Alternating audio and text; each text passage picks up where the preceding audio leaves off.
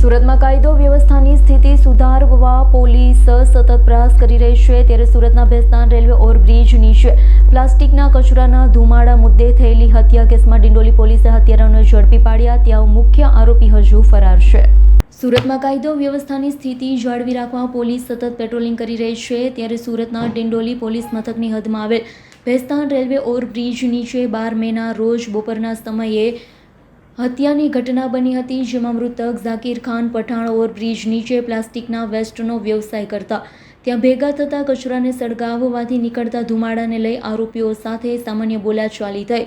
જો કે આ બોલાચાલી થોડા જ સમયમાં ઉગ્ર સ્વરૂપ ધારણ કરી ગઈ. બંને પક્ષ સામસામે આવી ગયા. આ દરમિયાન આરોપીઓએ ભેગા મળી ઝાકીર ખાન પર ચપ્પુ જેવા તીક્ષ્ણ હથિયાર વડે હુમલો કર્યો. ગંભીર રીતે ઘવાયેલ ઝાકીર ખાનને તાત્કાલિક સારવાર માટે નવી સિવિલ હોસ્પિટલમાં ખસેડવામાં આવ્યા.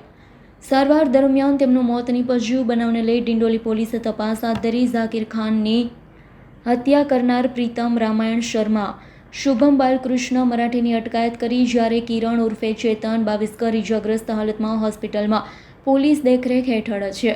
હત્યાકાંડનો મુખ્ય આરોપી અંકિત દિનકર પાટીલ હાલ ફરાર છે, જેને ઝડપી પાડવા માટે પોલીસે ચક્રો ગતિમાન કર્યા.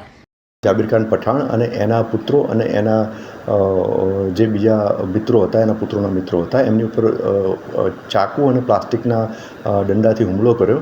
એમાં જે પ્રીતમ રામનારાયણ શર્મા જે છે એની પાસેના ચાકુથી આ ઝાકીર ખાનના સાથળના ભાગે ઈજા કરેલી હતી અને એમાં વધારે બ્લીડિંગ થતાં એમને સારવાર માટે સિવિલ હોસ્પિટલમાં મોકલેલા હતા અને તેમનું સારવાર દરમિયાન એમનું અવસાન થયેલું છે. આ 4 આરોપીઓ પૈકી પ્રીતમ રામનારાયણ શર્મા અને શુભમ બાલકૃષ્ણ મરાઠે એ બંને તપાસના કામે અત્યારે એમની પૂછપરછ ચાલુ રહી છે. એમને ડિટેન કરવામાં આવેલા છે. અને એના સિવાય ત્રીજો જે આરોપી છે કિરણ ઉર્ફે ચેતન 22, એને આ મારામારીમાં એને પણ ઈજા થયેલી છે, કારણ કે સામા પક્ષવાળા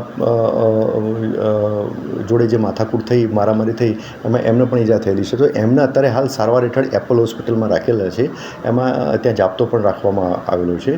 એટલે એમને પણ ત્યાંથી રજા આપેથી પછી આગળની કાયદેસર કાર્યવાહી કરવામાં આવશે. આ ગુનામાં જે ચોથો આરોપી છે અંકિત દિનકર પાટીલ, એની ધરપકડ ટાળવા અત્યારે નાસ્તો ફરે છે, એટલે કે ફરાર છે. એની શોધખોળ કરવા અને એને પકડવા માટે પણ ફિલ્ડમાં ટીમ કાર્યરત છે. આમ આ 4 આરોપીઓ પૈકી 3 આરોપીઓ અત્યારે પોલીસ તપાસ હેઠળ છે. અને આ 4 આરોપીઓ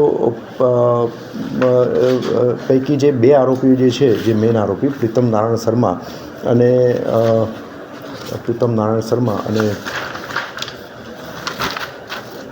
શુભમ બાલકૃષ્ણ મરાઠે, એમના bureau report S9 news Surat.